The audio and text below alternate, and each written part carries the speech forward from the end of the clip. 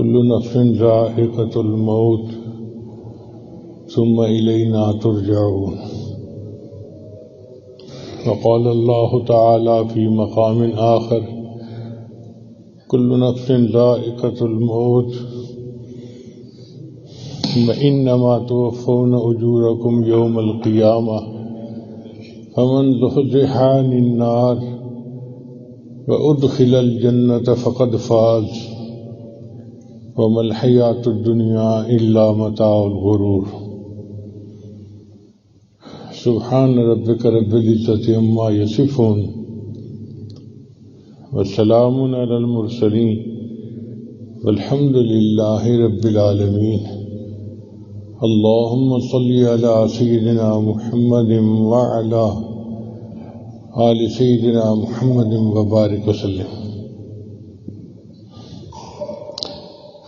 اللہ رب العزت نے موت اور حیات کو پیدا کیا لیبلوکم ایکم احسن عملا.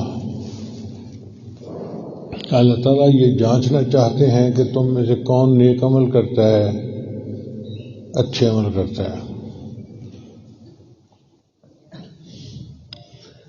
عقل سوچتی ہے کہ موت آخر کیوں بنائی گئی.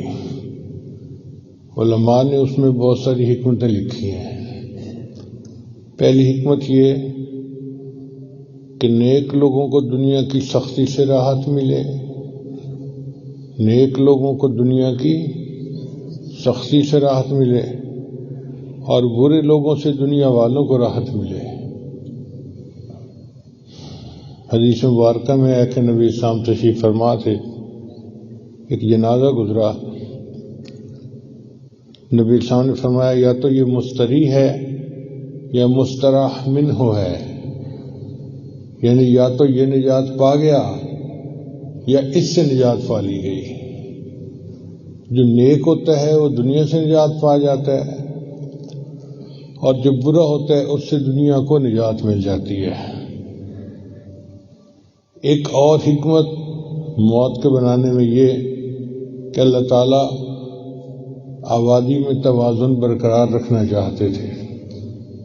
حسن بصری رحمۃ اللہ فرماتے ہیں کہ جب اللہ تعالیٰ نے آدم اسلام کو دنیا میں بھیجنے کا فیصلہ کیا تو فرشتوں نے پوچھا کہ اے اللہ، زمین تو چھوٹی سی ہے اور اولاد آدم تو بہت ہوگی، یہ کیسے رہیں گے؟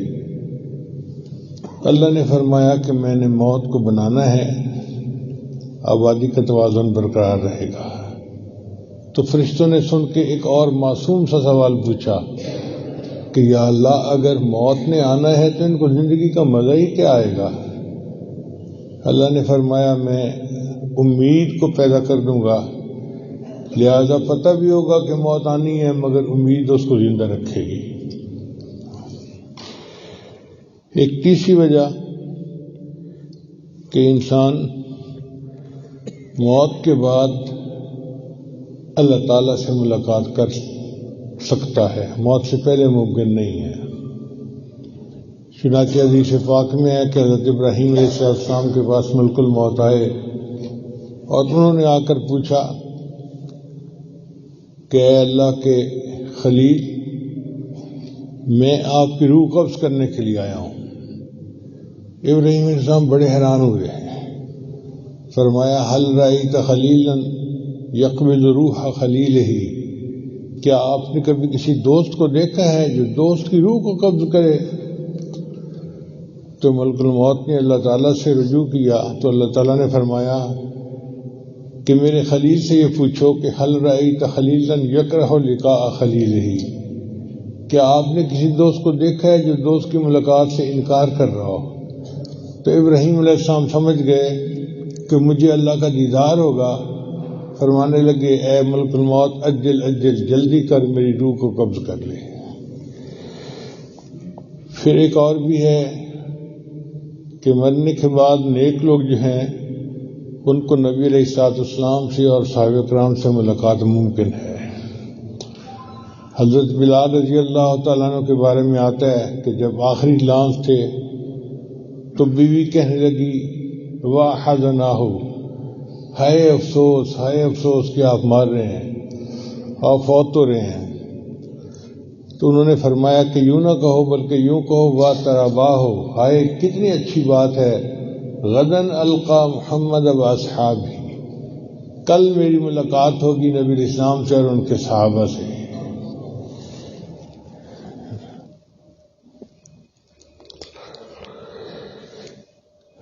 جب نبی علیہ السلام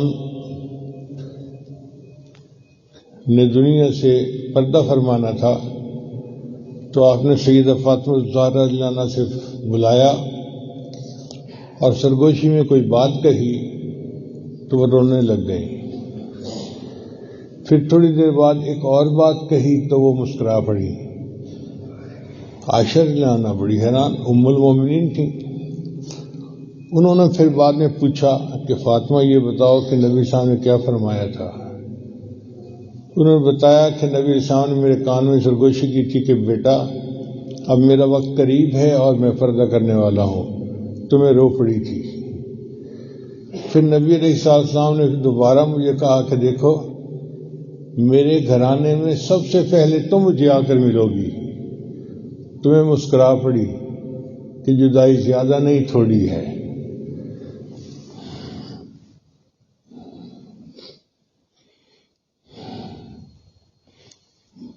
موت کو سمجھے ہے ناداں اختتام زندگی، ہے یہ شام زندگی صبح دوام زندگی۔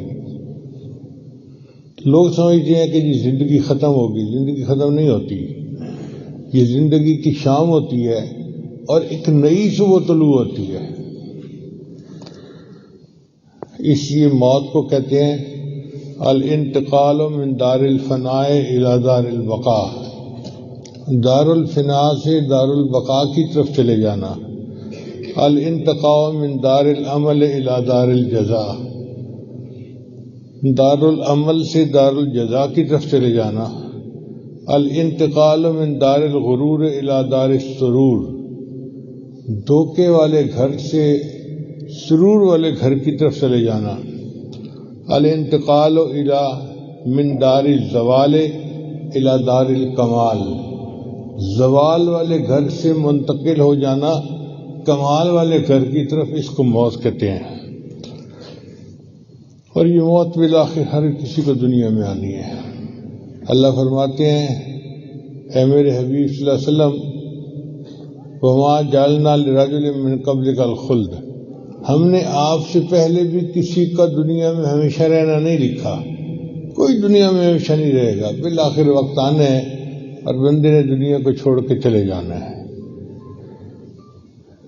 موت کے بارے میں کہا گیا الذی افرق بین البنات والامہات، موت وہ چیز ہے جو ماں اور بیٹیوں کے درمیان فرق ڈال دیتی ہے، الذی افرق بین الاخوۃ والاخوات، جو بھائی اور بہنوں کے درمیان جدائی ڈال دیتی ہے، الذی افرق بین الزوج والزوجہ، خامد اور بیوی کے درمیان جدائی ڈال دیتی ہے، الذی اخرب الدیار والقصور، جو گھروں کو اور محلات کو برباد کر دیتی ہے، الذی آمر القبور، وہ موت جو قبروں کو آباد کر دیتی ہے۔ ذو مصری رحمۃ اللہ علیہ بیٹھے تھے تو ایک آدمی قریب سے گزرا، سپاہی تھا، اس نے پوچھا شہر کہاں ہے؟ انہوں نے ایک طرف اشارہ کر دیا۔ اب وہ گیا تو دیکھا کہ آگے تو قبرستان ہے، تو اس کو بڑا غصہ آیا، اس نے آ کے 2-4 ڈنڈے لگائے کہ آپ نے جھوٹ کیوں بولا، میں نے کہا تھا شہر کہاں ہے اور تم نے قبرستان بھیج دیا۔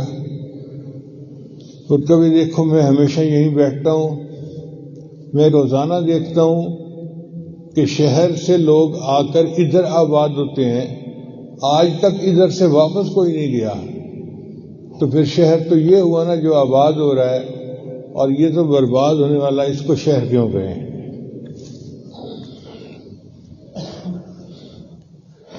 حدیث مبارکہ میں ہے نبی صاحب نے ارشاد فرمایا کہ تم میں سے کوئی بندہ موت کی تمنا نہ کرے۔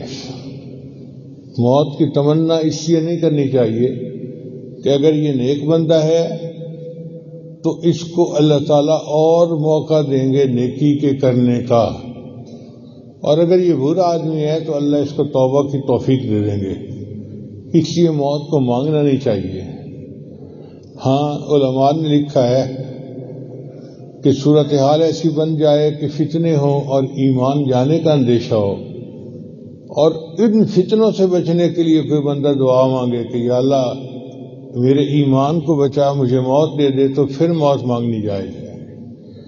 یا کوئی بندہ شہادت کی تمنا دل میں رکھتا ہے اور وہ دعا مانگتا ہے کہ اے اللہ مجھے شہادت کی موت عطا فرما، تو یہ دعا مانگنی جائز ہے۔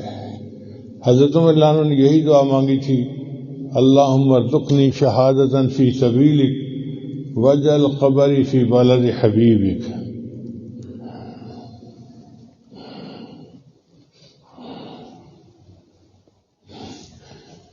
باقی یہ کہ موت بہت تکلیف دہ عمل ہے۔ اللہ نے یہ نہیں فرمایا کہ تم میں سے ہر بندے کو موت آنی ہے۔ اللہ فرماتے ہیں کل نفس ذائقۃ الموت، تم میں سے ہر بندے نے موت کا ذائقہ چکھنا ہے۔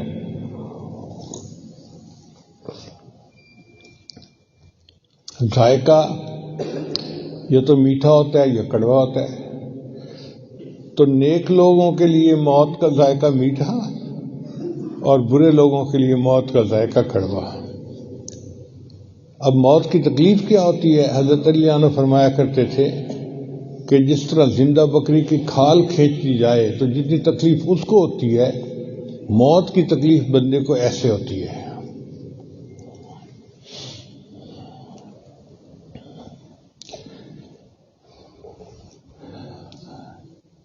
آپ ایک چھوٹی سی مثال پہ غور کریں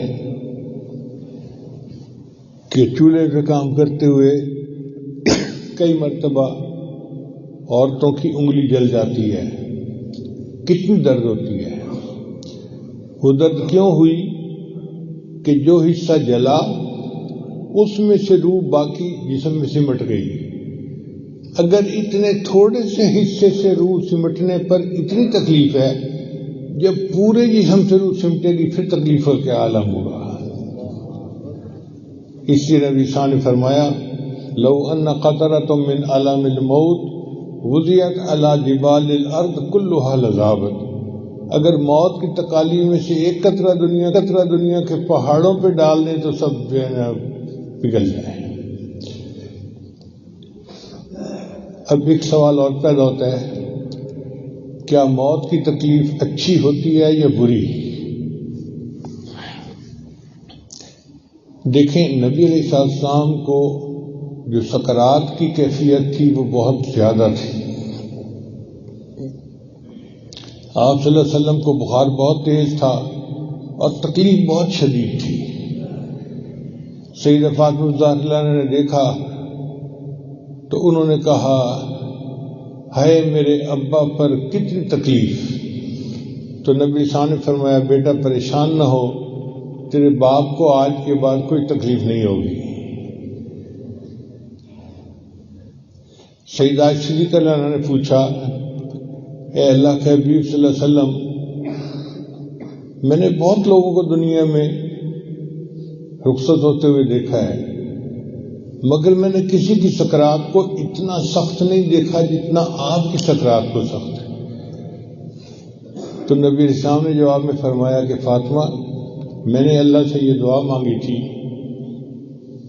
کہ یا اللہ جب میری موت کا وقت آئے تو جتنی تکلیف دینی ہے مجھے دے دینا اور اس کے بدلے میری امت کے گناہوں کو معاف کر دینا۔ تو اللہ کے حبیب صلی اللہ علیہ وسلم پر بہت سکرات سخت تھے، تو نیک لوگوں پر بھی کئی مرتبہ بہت سکرات سخت ہوتے ہیں، یہ بری بات نہیں ہے۔ اور کئی مرتبہ اللہ تعالیٰ نرمی سے موت دے دیتے ہیں، پتہ نہیں چلتا، جیسے مکھن میں سے بال نکال لیا جاتا ہے۔ وہ اس لیے کہ اللہ تعالیٰ اپنے بندے کو دنیا کی تکلیف دینا نہیں چاہتے، اس لیے آرام سے روح کو نکال لیا جاتا ہے۔ اور کئی مرتبہ اللہ تعالیٰ ایک برے بندے کو سختی سے موت دیتے ہیں، وہ سختی اللہ تعالیٰ کی ناراضگی ہوتی ہے جو دنیا سے ہی شروع ہو جاتی ہے۔ اور کئی مرتبہ اس کو تکلیف نہیں دیتے، اس لیے کہ وہ چاہتے ہیں کہ یہ قیامت کے دن گناہوں کے ساتھ آئے اور میں اس کو زیادہ سزا وہاں پہ دوں۔ ہاں اتنا ضرور ہے کہ نبی شاہ نے فرمایا کہ مومن کی موت ہوتی ہے تو اس کے ماتھے پر پسینہ ہوتا ہے۔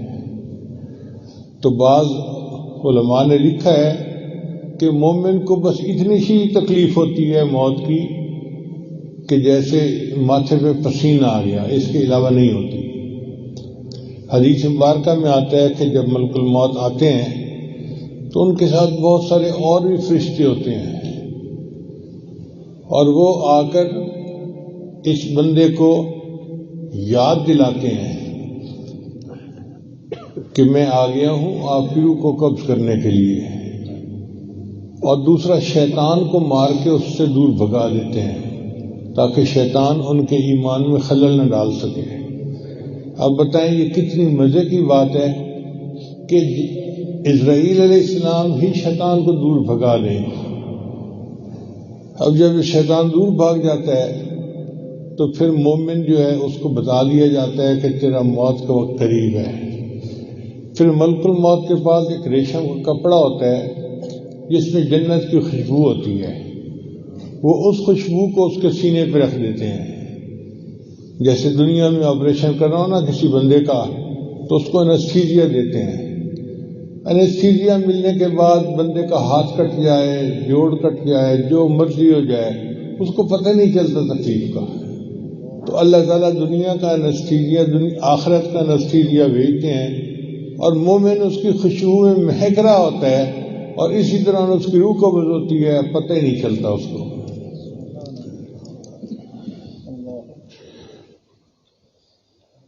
اور جو برا آدمی ہوتا ہے اس کے بارے میں حدیث پاک میں آتا ہے کہ اللہ تعالیٰ فرشتوں کو بھیجتے ہیں، اور وہ فرشتے مارنے والی چیزیں لے کے آتے ہیں، ہنٹر جیسے ہوتا ہے، وہ اس بندے کے ایک ایک جوڑ کی پٹائی کرتے ہیں اور کہتے ہیں تو کتنا برا آدمی تھا، اللہ کے حکم کو تو توڑتا رہا، اب دیکھ تیری کیسے گت بناتے ہیں۔ تو نیک لوگوں کی موت اور ہوتی ہے اور برے آدمی کی موت کچھ اور ہوتی ہے۔ اس لیے دعا ہے کہ اللہ تعالیٰ ہمیں موت کی تیاری کی توفیق عطا فرمائے اور ہمیں نیک لوگوں کی موت عطا فرمائے، موت کے وقت ایمان سلامت رہے۔ حضرت مجذوب رحمۃ اللہ فرماتے ہیں ایک دن مرنا ہے آخر موت ہے، کر لے جو کرنا ہے آخر موت ہے۔ تو نے منصب بھی اگر پایا تو کیا، قصر عالی شان بھی بنوایا تو کیا، گنج سیم و زر بھی ہاتھ آیا تو کیا، دبدبا بھی اپنا دکھلایا تو کیا، ایک دن مرنا ہے آخر موت ہے، کر لے جو کرنا ہے آخر موت ہے۔ ہو رہی ہے عمر مثل برف کم، رفتہ رفتہ چپکے دم بدم۔ ہمیں تو اندازہ نہیں ہو رہا، لیکن ایک ایک جو سانس ہے نا وہ ہماری عمر کو گھٹا رہا ہے۔ اس لیے گھڑیال جو ہے نا وہ آواز دیتا ہے تو کسی عارف نے کہا کہ وہ کہتا ہے گھٹا دی گھٹا دی گھٹا دی، تمہاری مہلت اور گھٹ گئی اور گھٹ گئی اور گھٹ گئی۔ تو اللہ نے جو مہلت زندگی میں دی ہے ہم اس سے فائدہ اٹھا کے اپنے سارے گناہوں سے سچی پکی توبہ کر لیں، اس کو کہتے ہیں موت کی تیاری۔ جب موت کی تیاری کر لی تو پھر موت آسان ہوگی۔ اللہ تعالی ہمیں اپنی موت کی تیاری کی توفیق عطا فرمائے۔ اور موت کی تیاری یہ ہوتی ہے کہ انسان گناہوں سے توبہ کرے، حقوق العباد بخشوائے، اگر کسی کا دل دکھایا، زیادتی کی تو اس سے معافی مانگے، یہ چیز ضروری ہوتی ہے۔ اور اگر کبھی بندہ ایسے وقت میں ہو کہ کوئی دوسرا فوت ہو رہا ہے تو پھر کیا کرنا چاہیے؟ شریعت نے کہا کہ اس بندے کے سامنے جو فوت ہونے والا ہے اللہ کی رحمت کا تذکرہ کرو تاکہ اس کو اللہ سے امید لگے اور وہ حسن ظن کے ساتھ دنیا سے رخصت ہو۔ اور دوسری بات کہ اس کے سامنے اونچا کلمہ پڑھنا چاہیے تاکہ اس کو کلمہ یاد آ جائے اور وہ دنیا سے ایمان کے ساتھ رخصت ہو. اور تیسرا یہ کہ اس کے بعد سورہ یاسین پڑھنی چاہیے. سورہ یاسین شریف کو قرآن مجید کا دل کہا گیا ہے. اس کی تلاوت سے بندے کے لیے سکرات آسان ہو جاتے ہیں.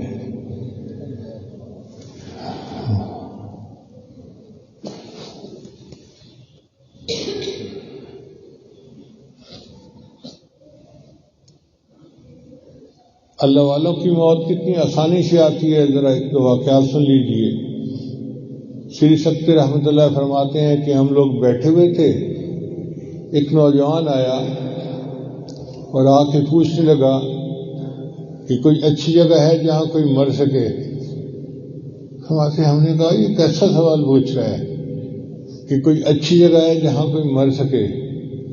تو قریب مسجد بنی ہوئی تھی، ہم نے مسجد کی اشارہ کر دیا. وہ گیا، اس نے جا کے وہاں پہ وضو کیا، 2 رکعت نفل پڑھے اور پھر لیٹ گیا. تھوڑی دیر بعد ہم اٹھے کہ چلو ظہر کی نماز پڑھتے ہیں. جب گئے تو دیکھا وہ اللہ کو پیارا ہو چکا تھا.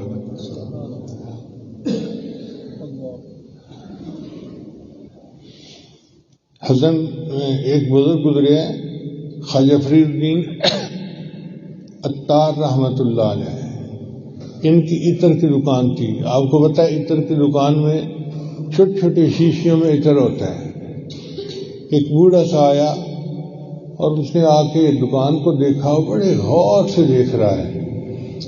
جب اس نے بڑے غور سے دیکھا تو انہوں نے پوچھا، یہ نوجوان تھے، بابا جی کیا دیکھ رہے ہو؟ کہنے لگا میں دیکھ رہا ہوں کہ تمہاری جان اتنی شیشیوں میں اٹکی ہوئی ہے، یہ نکلے گی کیسے؟ تو انہوں نے غصے میں کہا جیسے آپ کی نکلے گی ویسے میری بھی نکلے گی. تو بوڑھے نے جب سنا تو کہنے لگا اچھا بھائی میری جان تو ایسے نکلے گی. وہیں لیٹ گیا فرش کے اوپر اور کلمہ پڑھا اور فوت ہو گیا. یہ واقعہ بنا ان کی توبہ کا. وہ پھر توبہ کر کے بڑے اولیاء میں سے بنے اور انہوں نے تذکرۃ الاولیاء کتاب بھی انہوں نے لکھی. تو جنہوں نے موت کی تیاری کی ہوتی ہے ان کے لیے موت ایسے آسان ہو جاتی ہے.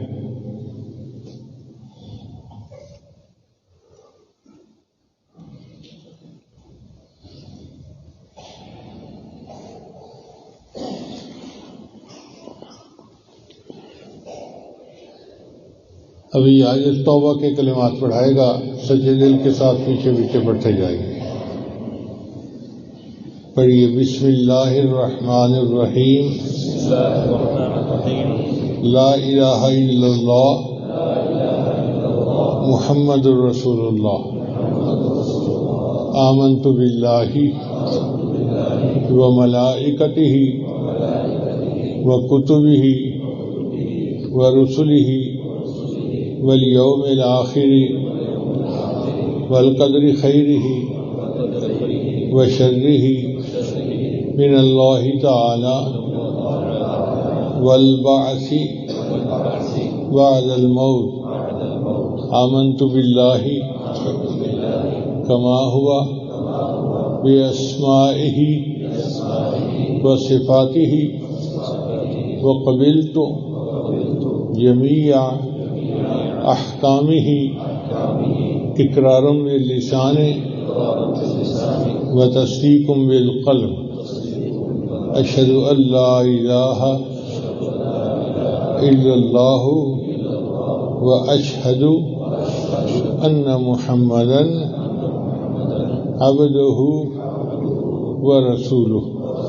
استغفر اللہ ربی من کل ذنب واتوب الیہ برحمتک یا ارحم الراحمین. بس ان کلمات کو پڑھنے سے ہم تو بتائے ہو چکے ہیں، چند معمولات ہیں جن کو باقاعدگی سے کریں گے تو اللہ تعالیٰ دل کو منور کریں گے. پہلا عمل 100 مرتبہ استغفار صبح شام پڑھنا، استغفر اللہ ربی من کل ذنب واتوب الیہ.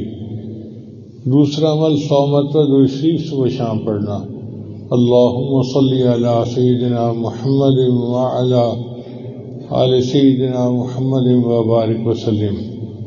تیسرا عمل قرآن مجید کی تلاوت روزانہ کرنا۔ چوتھا عمل چلتے پھرتے ہر وقت دل میں اللہ کو یاد کرنا، دست بکار دل بیار۔ اور پانچواں عمل مراقبہ، وَاذْكُر رَّبَّكَ فِي نَفْسِكَ، ذکر کر اپنے رب کا اپنے من میں، اپنے دل میں۔ کیسے کریں؟ تضرعا وخیفہ ودون الجہر من القول، یہ مراقبہ ہی ہے۔ ہمیں ان معاملات کی پابندی کرنی چاہیے۔ اللہ تعالیٰ آسان فرمائے۔ بہت سارے دوستوں نے دعاؤں کے لیے آج پیغامات بھیجے ہیں۔ ایک دو صاحب ابھی میرے تھے، وہ بیمار ہیں، انہوں نے اپنی شفا کے لیے بھی دعا کے لیے کہا ہے۔ تو سب بیماروں کے شفا کے لیے دعا کیجیے۔ اور ایک بات یہ بھی ہے کہ اگر اس عاجز کی طرف سے کسی بندے کا دل دکھا ہو تو میری گزارش ہے مجھے اللہ کے لیے معاف کر دیں۔